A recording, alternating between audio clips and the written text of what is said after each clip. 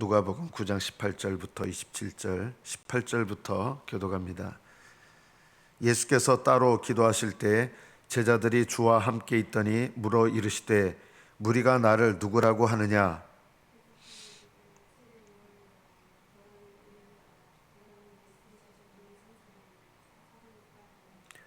예수께서 이르시되 너희는 나를 누구라 하느냐?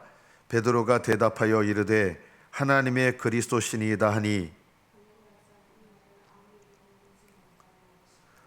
이르시되 인자가 많은 고난을 받고 장로들과 대제사장들과 서기관들에게 버림받아 죽임을 당하고 제3일에 살아나야 하리라 하시고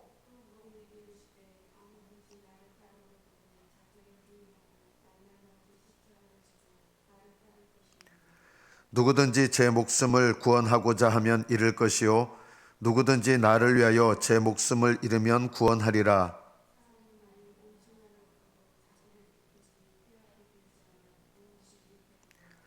누구든지 나와 내 말을 부끄러워하면 인자도 자기와 아버지와 거룩한 천사들의 영광으로 올 때 그 사람을 부끄러워하리라.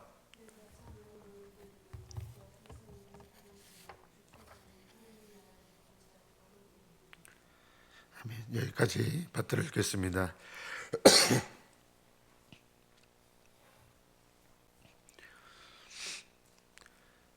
제자들과 주님께서 함께 계실 때 예수님께서 이렇게 물으셨습니다. 무리가 나를 누구라고 하느냐? 물론 이 무리들 속에는 제자들도 있지만 여기 제자들에게 물어보셨으니까 여기 무리들은 제자들을 뺀 무리들입니다. 대부분. 그들은 나를 누구라고 하느냐 하니까 세례 요한이라고 하고 더러는 엘리야다, 더러는 옛 선지자 중에 한 사람이 살아났다 이렇게 말합니다.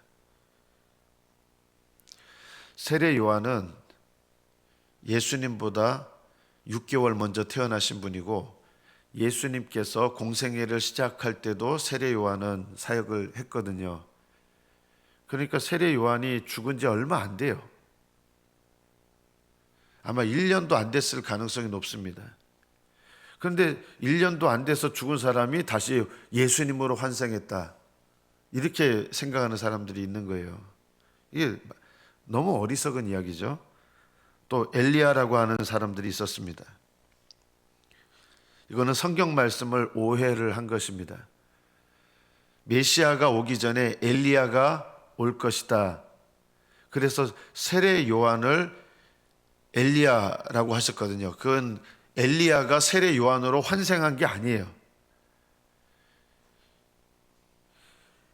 엘리야와 같은 심정으로, 같은 심령으로 세례 요한이 하나님을 떠나 있는 백성들을 하나님께로 돌이키는 사명을 감당한다. 이런 뜻에서 세례 요한을 엘리야라고 한 것입니다. 다른 말로 표현하면 예수님이 다윗입니다. 다윗이 환생해서 예수님이 됐다는 뜻이 아니라 다윗은 예수님을 상징하는 인물이고 예수님은 다윗이 상징했던 진짜 메시아. 그래서 예수님을 참 다윗이라고 할 수 있는 거예요. 엘리야라는 말도 엘리야가 다시 환생해서 세례 요한이 되는 게 아니라 엘리야의 그 사명, 이스라엘 백성을 하나님께로 돌아오게 하는 그런 사명을 감당하고 회개의 메시지를 선포해서 하나님께로 이스라엘 백성들의 마음을 돌이켰기 때문에 세례 요한을 가리켜서 엘리야라고 하는 것입니다. 근데 사람들은 이런 말을 오해를 해서 환생을 했다 이렇게 오해를 합니다.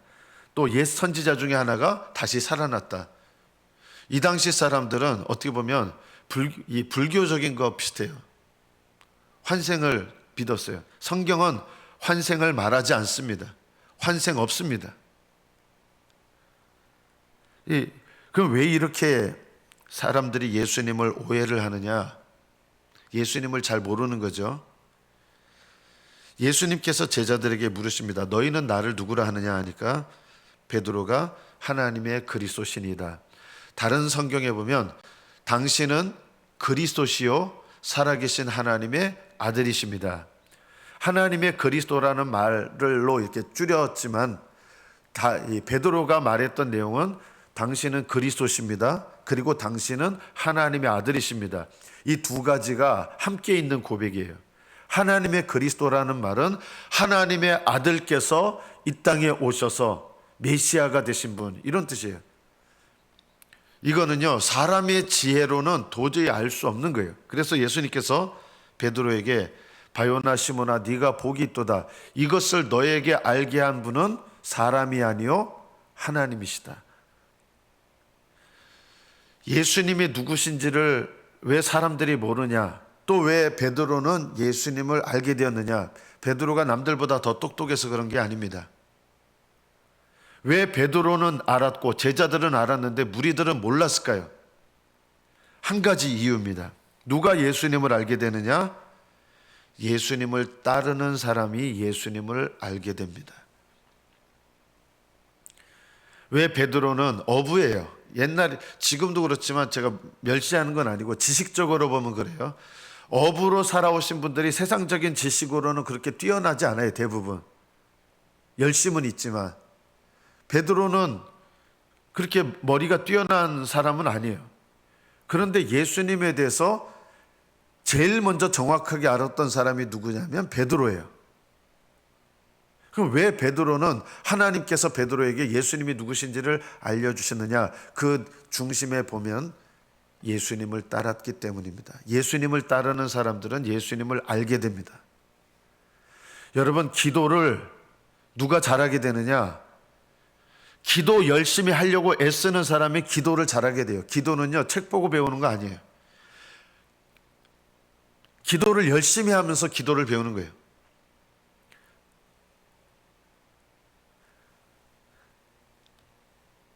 저는 이제 초등학교 때 읽었던 일본 만화가 아직도 기억에 남는 게 있어요. 그 일본 만화의 내용이 뭐냐면 이제 그 카메라 촬영을 어떻게 하면 잘하는가, 그런 것에 대한 것을 만화로 표현한 거예요. 그래서 어떤 두 사람 얘기를 합니다.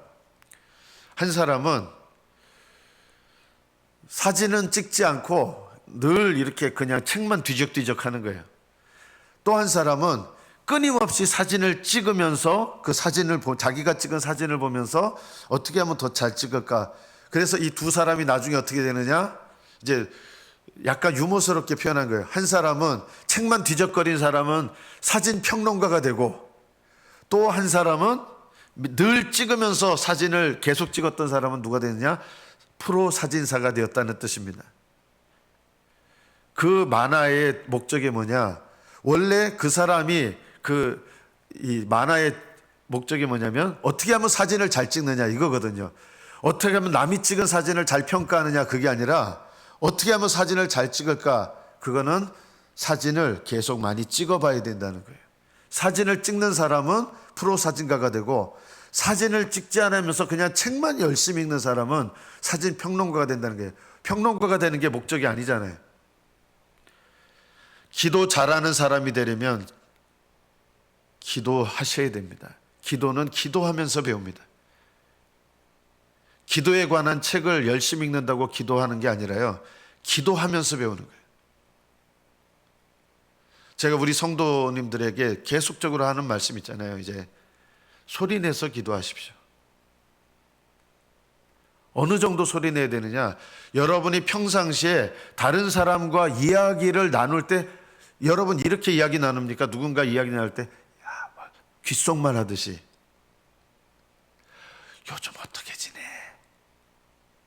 요즘 기분이 어때? 이렇게 안 하잖아요. 그냥 여러분 평상시에 대화를 한다 그러면 어떻게 대화합니까? 요즘 어떻게 지내? 요즘은 뭐 너 자녀들한테 뭐 무슨 일 있어? 이런 톤으로 하잖아요.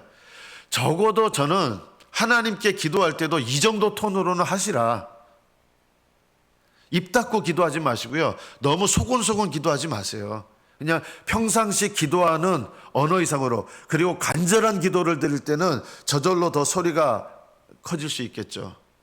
부르짖어 기도할 때는요. 저는 여러분들 이거 순종하셔야 돼요. 기도하실 때요. 순종하시는 분들이 기도가 늘어요. 소근소근 기도하시는 분들은 제가 보면 기도가 안 자라요. 늘 그 자리예요. 왜 그런지 아세요? 기도는요, 소리 내면서 기도하는 거예요, 처음에는요. 그래서 저는 여러분 기도하실 때 제가 여러분 귀에만 들리는 이 정도로 하지 마시고, 다른 사람과 정상적인 대화를 할 때 여러분이 내는 목소리 있잖아요. 그 정도 톤으로 하시는 훈련을 하세요. 남들 보니까 부끄럽잖아요. 그거 넘어서셔야 돼요. 기도를 잘 하시려면. 침묵으로 기도하지 마세요, 제발. 그런 분들 기도 안 늘어요. 하나님과 대화를 하는데 여러분 인격적인 대화를 한다고 생각하면, 하나님과 대화를 하면 하나님과 대화의 가장 중심이잖아요. 누군가 중요한 분이 있는데 딴 사람하고 얘기할 때는 요즘 어때? 이렇게 하지만 하나님과 대화를 나눌 때는 그분과 제일 중요한 대화의 자리이기 때문에 여러분 소리 내서 기도하시는 거 훈련하셔야 돼요. 여러분 이거 순종하십시오. 기도하실 때 소리 안 내지 않으시면요, 결국 어떻게 하냐면 기도하는 흉내 내고 사람들한테 기도하는 자리에 있는 것 같이 외식하게 돼요. 너희는 나에게 어떻게 기도하느냐, 남들이 나를 누구라 하느냐, 그거보다 제자들에게 너희는 나를 누구라 하느냐. 베드로는 자기 믿음의 고백으로 하나님의 그리스도십니다. 왜 이렇게 알게 됐습니까? 예수님을 따르기 때문입니다. 예수님을 따르는 자들이 예수님을 알고 기도하는 사람들이 기도를 배우고 그렇게 됩니다. 무리들은 예수님을 따르지만 일시적으로 따르는 사람들입니다. 그리고 무리들은 필요에 의해서 잠시 예수님께 나오고 예수님을 따르는 것 같지만 하나님의 필요를 위해서 따르는 사람들은 아니기 때문에 진정한 의미에서 제자가 아닙니다. 제자들은 예수님을 따르는 사람입니다. 늘 따릅니다. 이런 사람들이 예수님을 알게 되는 것입니다. 지옥에 가는 사람과 천국에 가는 사람의 차이는 예수님을 믿느냐 믿지 않느냐의 차이입니다. 성품이 더 훌륭하거나 그런 거 없습니다.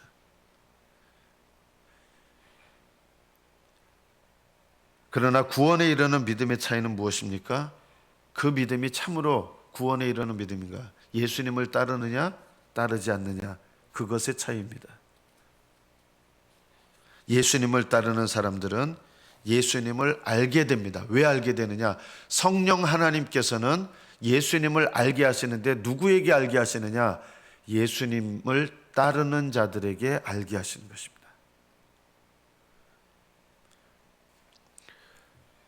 이 A.W. 토저라고 하는, 사실은 제가 개인적으로는 영적으로 제일 존경하는 분이 A.W. 토저거든요. 이분이 이제 이런 얘기를 합니다.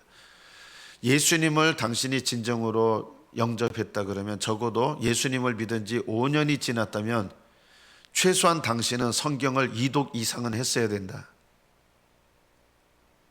예수 믿은 지 5년이 지났다면 적어도 기본적인 믿음이 있다 그러면 성경을 2독 이상은 했어야 마땅하다.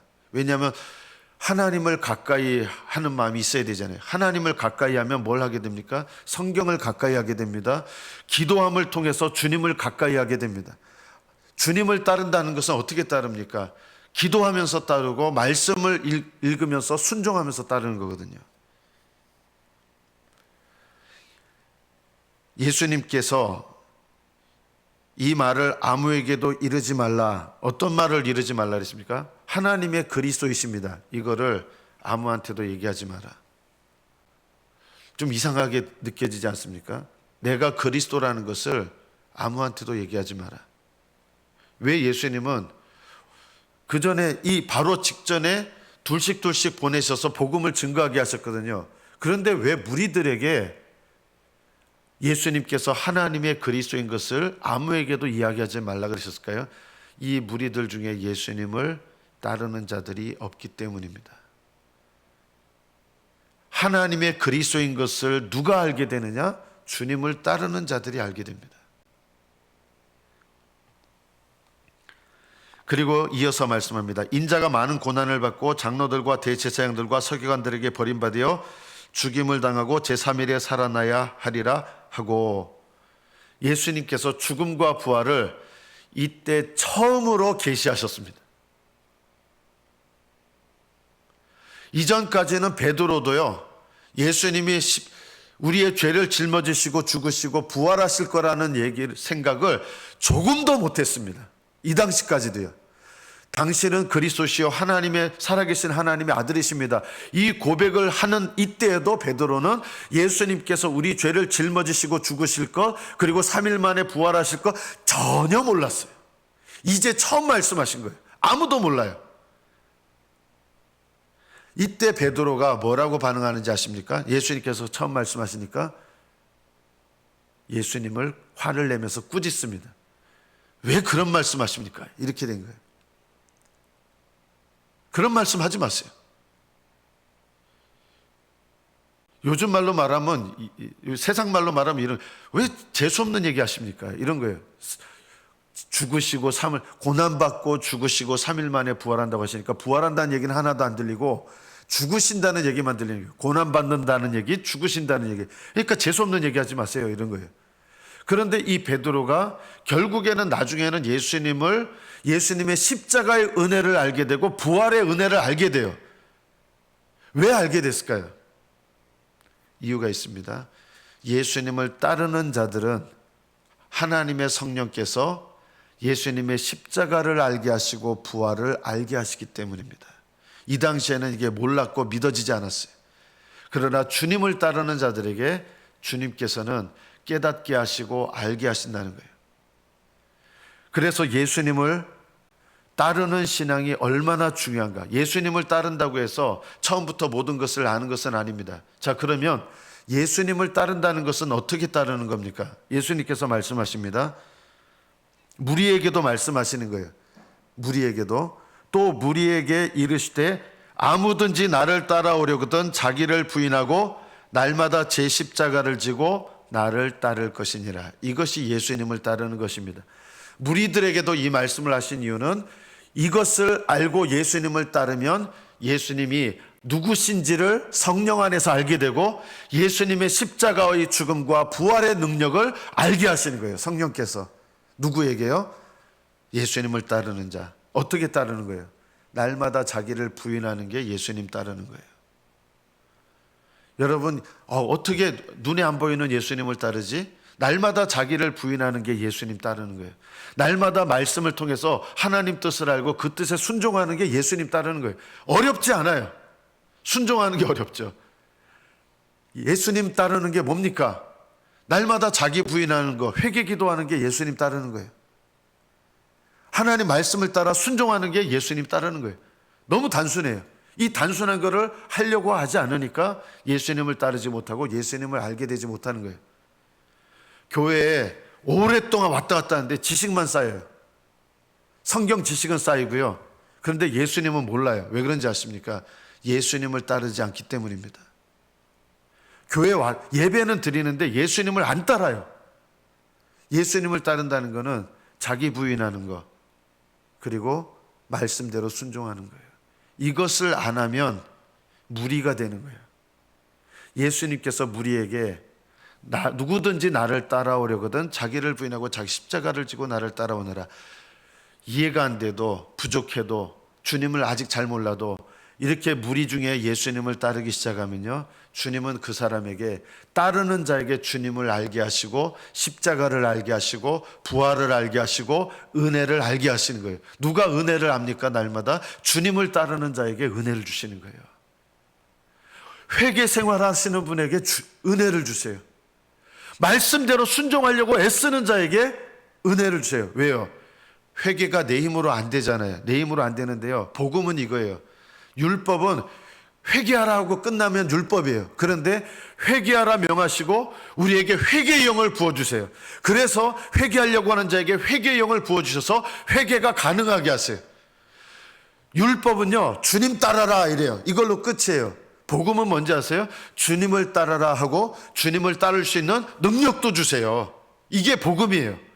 그래서 복음을 믿으면, 예수님을 따르면 회개의 능력도 주시고 순종의 능력도 주셔서 하나님의 성령께서 회개케 하시고 순종케 하셔서 예수님을 따르려고 하는 자에게 이런 은혜와 능력을 부으셔서 예수님을 알게 하시고 주님을 따르게 하시는 거예요. 우리 힘으로 되는 거 아니에요. 여러분 힘으로 회개할 수 있습니까? 안 돼요.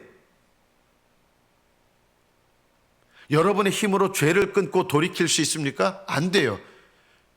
회개하라는 명령에 기꺼이 순종할 때 회개의 능력을 주세요. 율법은요, 회개하라 놓고 아무 능력도 안 줘요. 율법은 그래서 은혜가 없는 거예요. 명령은 있는데 은혜가 없어요. 복음과 율법의 차이는 뭐냐? 복음은 우리에게 명령하시고 그 명령을 감당할 수 있는 은혜와 능력을 주시는 거예요. 회개하라 명령하시면 우리에게 회개의 약속을 주시는 거예요. 회개할 수 있는 능력. 여러분이 어떤 죄에서 회개하는데 왜 계속 그 죄에서 끊어지지 않고 돌이키지 못하느냐?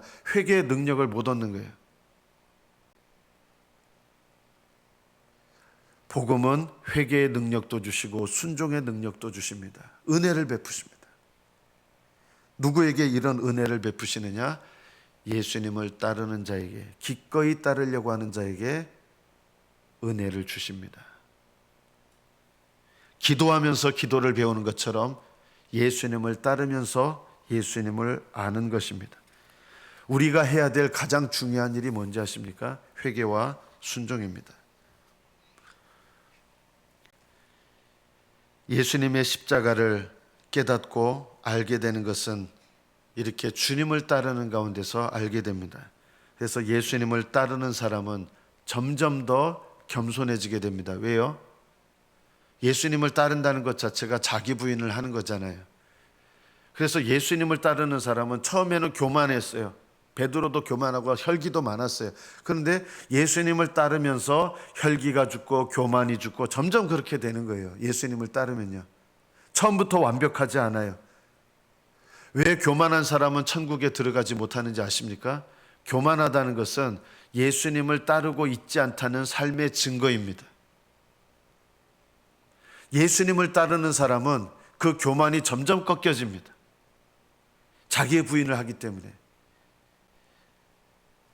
예수님을 따른다면서 그 성품이 겸손하게 변화되지 않는다는 것은 사실은 예수님을 따르지 않기 때문입니다. 베드로는 혈기가 많은 사람이었습니다. 그러나 그 혈기가 죽습니다. 요한도 베드로 못지않게 혈기가 강한 사람입니다. 얼마나 혈기가 강하면 우레의 아들, 조금만 일어나면 번개불이 튀고 빠바방 소리가 나잖아요. 우레의 아들이라는 게 그런 뜻이거든요. 그 정도로 혈기가 많은 사람이 요한이었습니다. 이 사도 요한은 예수님을 따르면서 사랑의 사도로 변화됩니다. 자기 부인을 하니까. 예수님을 따른다는 것은 자기 부인과 순종을 통하여 하나님의 은혜를 힘입는 것입니다. 예수님을 따르는 사람은 어느 누구도 예수님을 따를 수 있습니다. 그러나 예수님을 따르는 사람은 차츰차츰 변화됩니다. 제일 먼저 일어나는 변화가 뭐냐? 혈기가 죽어야 됩니다. 화를 잘 내고 분노를 잘하고 혈기를 잘 부린다고 하는 것은 자기 부인의 습관을 갖고 있지 않기 때문입니다. 하나님께서 예수님을 따르는 자에게 회개의 은혜와 순종의 영을 허락하여 주셔서 우리로 하여금 겸손하게 낮추시고 우리의 혈기와 분노를 꺾으시고 모든 상황 속에서 하나님께 감사하고 겸손하게 주님을 따르는 훈련을 날마다 해가시는 것입니다. 그래서 처음부터 성품이 좋으냐 그것이 아니라 아무리 성품이 모질고 이런 사람이라도 예수님을 따라가면서 성품이 변화된다. 저는 그것이야말로 예수님을 따르는 증거라고 봅니다. 말씀을 맺습니다. 여기 서 있는 사람 중에 죽기 전에 하나님 나라를 볼 자들도 있다. 물론 이 말씀은 3명을 변화산에 데리고 올라가셔서 주님의 영광을 보게 하신 것, 이 말씀이기도 하지만 또 하나는 뭐냐면 12명 중에 11명이 하나님의 나라를 보게 됩니다. 한 명은 빠집니다. 가룟 유다는 빠지죠. 11명은 어떻게 하나님 나라를 봅니까? 성령이, 오순절날 성령이 임하신 것을 경험하게 됩니다. 이것이 하나님 나라가 임하는 것을 보는 것입니다. 11명의 제자들은 하나님 나라가 임하는 것을 죽기 전에 보았습니다. 하나님의 성령으로 충만해지는 것, 이것이 하나님 나라를 보는 것입니다.